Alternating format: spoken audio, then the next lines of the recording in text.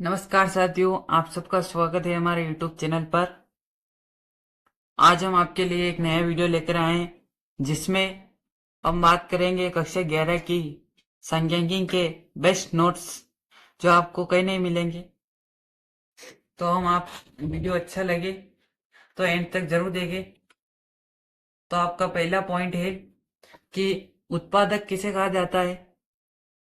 तो जब एक उत्पादक बहुत सारी वस्तुओं में से किसी एक वस्तु का चुनाव करे और उसका उत्पादन करे तब वह उत्पादक कहलाता है।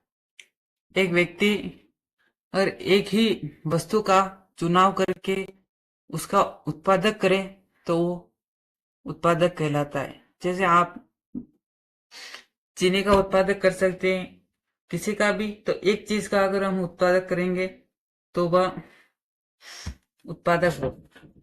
कर्मचारी किसे कहा जाता है। तो जब आप कोई नौकरी करते हैं अर्थात दूसरों के लिए कार्य करते हैं जिसके लिए आपको परिश्रम दिया जाता है तो उसे कर्मचारी कहते हैं। आप किसी जगह पर नौकरी करते हैं और वहां पर आपको पैसा दिया जाता है तो वो कर्मचारी होता है। जैसे हमारे स्कूल में जो है टीचर्स होते हैं तो उनको पढ़ाने के लिए परिश्रम दिया जाता है तो वो कर्मचारी हो सकते हैं। चाहे आप घर में काम वाली बाई हो तो वो कर्मचारी हो सकते हैं। जिसके लिए आपको परिश्रम दिया जाता है वह कर्मचारी होता है। सेकंड पॉइंट, उपभोक्ता किसे कहते हैं। तो जब आप वस्तुएं खरीदते हैं तथा उनका उपयोग करते हैं तो उन्हें उपभोक्ता कहा जाता है। जब आप किसी दुकान से वस्तु खरीदते हैं तथा उन वस्तु को उपयोग करते हैं, जैसे आपने दुकान से एक बिस्किट लिया और उस बिस्किट को आपने खाया तो उस वो उपभोक्ता होगा क्योंकि आपने उसका उपभोग किया है। विक्रेता, जब आप वस्तुओं को खुद के लाभ के लिए बेचते हैं, जैसे आप दुकानदार हो सकते हैं तब आप विक्रेता कहलाते हैं। आप खुद के लिए लाभ के लिए जो वस्तु बेचते हैं वह विक्रेता होता है। आप कोई दुकानदार हो सकते हैं, आप कोई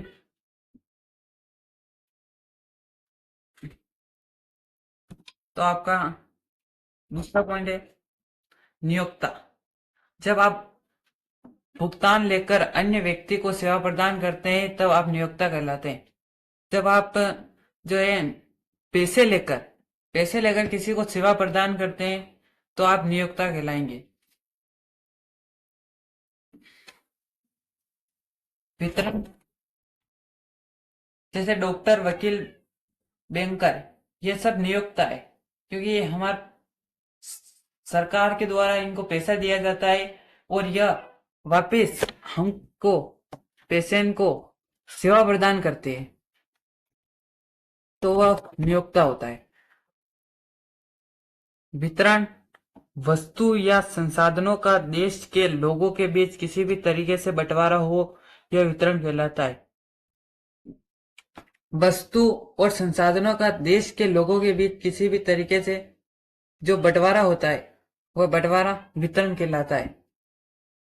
वितरण का मतलब ही बंटवारा ही होता है, इसलिए संसाधन और वस्तुओं का बंटवारा वितरण कहलाता है। अब आपका आंकड़े क्या है।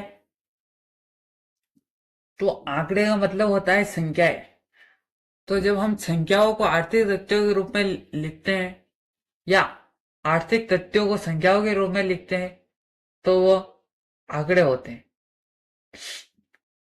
संख्याओं को आप आर्थिक तथ्यों के रूप में लिख सकते हैं तो वह आंकड़े होंगे। ठीक है। और आर्थिक नीतियां, जब विभिन्न आर्थिक समस्याओं को सुलझाने के लिए जिन उपायों का प्रयोग किया जाता है तब उन उपायों को आर्थिक नीतियां कहते हैं। आर्थिक नीतियां, जैसे विभिन्न समस्याएं हमारे देश में, जैसे कि गरीबी हुई, तो आदि समस्या उनको सुलझाते हैं हम तो उन्हें आर्थिक नीतियां कहते हैं। आपका नेक्स्ट पॉइंट है सांख्यिकी। सांख्यिकी आंकड़ों का एकत्रीकरण, प्रस्तुतिकरण एवं विश्लेषण का कार्य करती है। तो सांख्यिकी सबसे पहले गणनाकार द्वारा एकत्रीकरण किया जाता है, फिर उनका जो है प्रस्तुतिकरण किया जाता है, फिर उनका गहन विश्लेषण किया जाता है, तो वो कार्य सांख्यिकी करती है। ये आंकड़े भौतिक शास्त्र, समाजशास्त्र एवं मनोविज्ञान किसी भी क्षेत्र के हो सकते हैं। हमारा संबंध यहाँ पर अर्थशास्त्र के आंकड़ों से है। यह आंकड़े किसी भी क्षेत्र के हो सकते हैं, चाहे आप भौतिक शास्त्र के हो सकते हैं, चाहे आप मनोविज्ञान के हो सकते हैं, लेकिन हम अर्थशास्त्र पढ़ रहे हैं, इसलिए हमारा संबंध केवल अर्थशास्त्र से ही है। तो अगला पॉइंट है हमारा अर्थशास्त्र के आंकड़े मुख्य रूप से दो प्रकार के होते हैं। नहीं, अर्थशास्त्र नहीं, यहाँ पर सांख्यिकी है। तो सांख्यिकी के आंकड़े मुख्य रूप से दो प्रकार के होते हैं। पहला होता है मात्रात्मक आंकड़े, दूसरा होता है गुणात्मक आंकड़े। तो यह समझेंगे हम कि मात्रात्मक आंकड़े क्या होते हैं।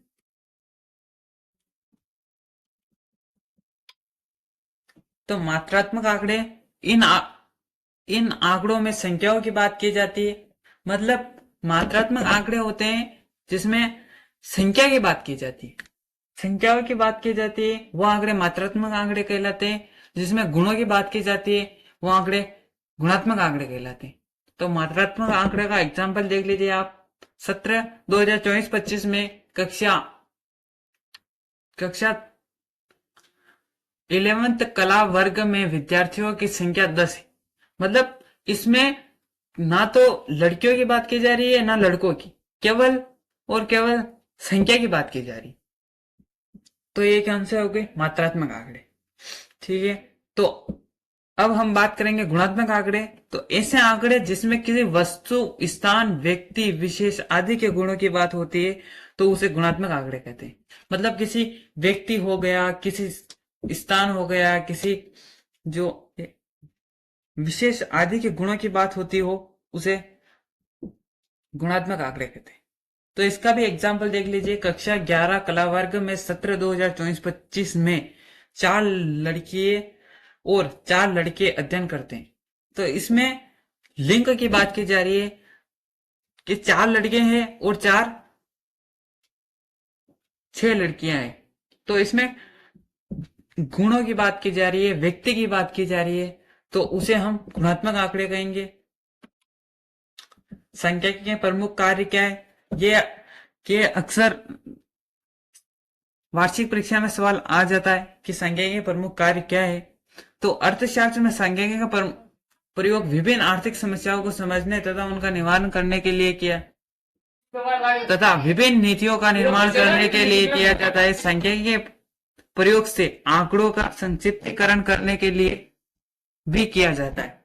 तो अर्थशास्त्र में सांख्यिकी का प्रयोग विभिन्न आर्थिक समस्याओं को सुलझाने के लिए किया जाता है तथा उनका निवारण कैसे किया जाए। जैसे कि गरीबी है, तो गरीबी को कैसे दूर किया जाए,